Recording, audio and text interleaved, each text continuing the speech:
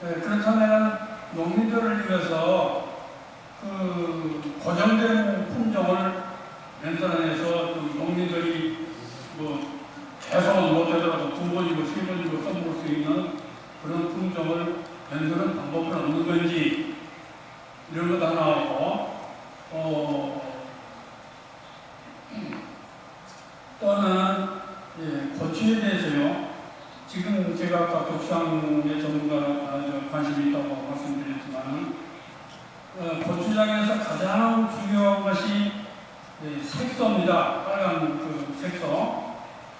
그리고 사실 매운맛은 물론 고추장에서 매운맛을 빼놓으면 또 말도 안 되겠지만 매운맛은 사실은 국제 문제예요. 그러면은 그 농민들이 그 생산자, 가공자들, 고추장 낸다는 사람들에게 공급할 수 있는 공급하는 가장 좋은 고추는 그런 색을 많이 내고 조금 매운맛을 조금 덜 내고 이러면은 소비자들이 고추장을 또 많이 소비합니다. 그렇게 해서 고추장 산업에 도움이 되고 이럴 수가 있는 건데 지금 고추 육종에 대해서 관심을 가진 분들이 제가 볼 때는 그 생산량, 레스, 양적인 그러니까 얼마만큼 많이 단위는 적당 고추를 생산할 수 있는 여기에 아마 초점이 있고 아까 제가 얘기한 그런 방향에는 별로 중점을 안 두고 있는 거 아닌가 이런 그 느낌이 있기 때문에 여기서 좀 강조를 해서 말씀을 드립니다. 이상입니다. 네, 감사드립니다. 이게 저희 주제하고도 잘 맞는 것 같습니다. 비용의 문제라는 것 때문에 추가 비용이라는 것 때문인데요. 김정철 교수님 말씀 말씀 주시죠.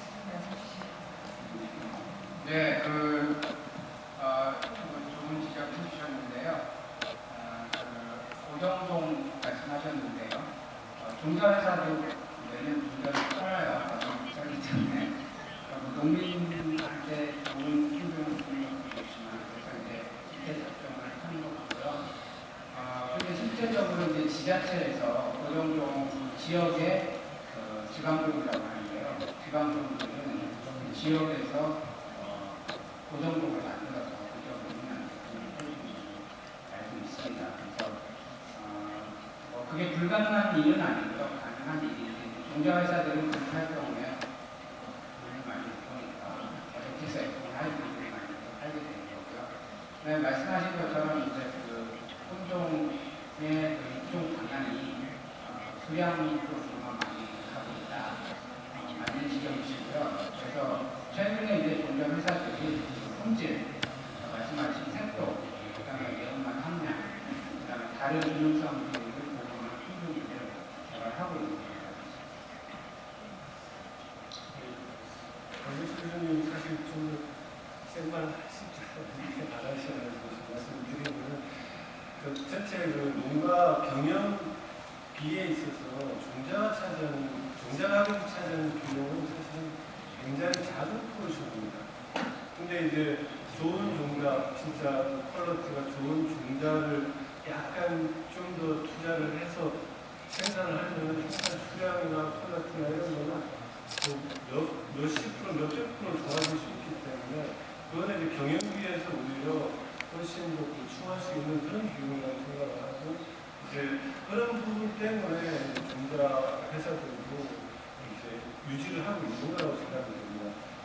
옛날로 되돌아가면은 사실은 우리나라도 고추 옛날엔 다 자가 체종하고 그래 왔었지만 아까 제가 옥수수 보여드렸듯이 고정종 같은 퀄리티가 그런 형태까지 나올 수 없기 때문에 그런 부분으로 돌아가지 않나 싶어요. 그 다음에 좀 또 다른 측면으로 한번 비교를 해보면은 이런 종자회사가 있는 그런 채소 품종이나 이런 것들은 그래도 꽤 퀄리티가 좋아졌는데 반면 반대로 이제 겨라든지 고구마라든지 감자라든지 정부에서 무료로 거의 종자를 보급하는 그러니까 판매가 아니고 보급하는 그런 그 작물 같은 경우는 이 좀 전에 고추나 이런 거에 비해서 수준이 오히려 좋은 걸 만들었음에도 불구하고 공급이 덜 안 됩니다. 그러니까 경제 분리가 오히려 돈을 좀 더 투자를 하는 게 그 이후에 어떤 이코노미 베너핏에서 더 많이 돌아가는 거고 이런 부분이 저는 이제 야생동물, 자원식물 이런 부분에서 좀 확대가 됐으면 좋겠고 애초에 모든 출발점이 종자로부터 출발되기 때문에 종자가 그냥 저 소매산에서 따다가 이제 내가 자가 체중에서 계속 이제 그 셀프 리프로덕션 하는 것보다는 훨씬 좀 좋은 퀄리티가 될 수 있게끔 어떤 지원이 되는 그런 체제가 됐으면 좋겠고 그다음에 또 아까 강정식 교수님 제안했듯이 DNA 마크나 이런 게 어떤 규제 차원이 아니라 정말 퀄리티를 컨트롤하는 그런 어떤 툴로 적용이 되고 그 다음에 작은 회사들이 그런 걸 못하기 때문에 정말 어떤 나라 차원에서 분석 지원 센터 이런 것들이 되면 지금은 사실은 한 샘플 분석하는데 몇백 불 정도가 소요되거든요. 근데 규모가 조금 올라가면은 10,000원 이하까지 분석 비용이 줄어듭니다. 사실은 뭐 강경수 교수님 하는 고추나 이런 채소 이런 작물들은 실제로 마크 하나 분석하는데 몇천 원 수준으로 하고 있거든요. 그게 또 몇 백원 수준까지 내려갑니다. 그러니까 규모화가 되고 어떤 센터에서 지원이 된다라고 하면은 그런 부분들이 더 그 산업을 도와주고 투명하게 하고 잘 관리하는 그런 부분으로 이제 도움을 줄 수 있을 거라고 생각합니다. 할 말이 더 많으신 것 같습니다. Any comments for China or Thailand?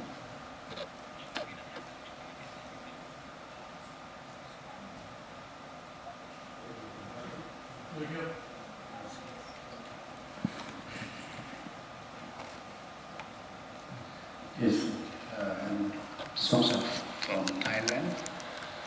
Well, Thailand doesn't have particular regulation on the identification, but we have mostly concentrate on the safety side. However, the identification or the quality will be on the supplier or the industry. Whenever we have the problem, the industry have to have the responsibility in getting the thing out of the market, and also they may be sued by the government or by the public themselves. And we have what we call the Consumer Protection Agency in Thailand. So if there is any doubt, this agency will take the responsibility in identification or to see that is there any intentional adulteration. However, for the future, I believe that the system that can assure the quality and safety of the product can be a combination of the method. The DNA fingerprint is one of them. If we have a system, what we call the traceability, that every step there will be someone that has the responsibility. For example, in the growing of the plant, maybe a community on the agriculture have to take care of that. And after that, when you have a crude product, either dry form or some kind that is not a final product, somebody in the middle have to take care of that. Maybe they have to identify by using DNA fingerprint together with the chemical fingerprint to identify that it's really have a quality of the active ingredients. And the final product also have to have someone has the responsibility, for example, the industry that will make the product. So in this case, if we have very well documentation from the beginning up to the product, the final product, it can be traced back. So in that case, if something happened, the one that who responsible at each step have to have the responsibility of the product. If any step can show the documentation that they have, either by any methodology, either DNA fingerprint or the chemical fingerprint, the government have to inspect the document that is this a real document, or it is made, or is it done by the what we call accepted organization in that case. Maybe the laboratory that has been through the accreditation, something like that. So in this case, we have documentation along the line until the final product. The government can inspect any point that has the very well documentation. I think that system will be very similar to the general food from the agriculture, that we have to have traceability system, and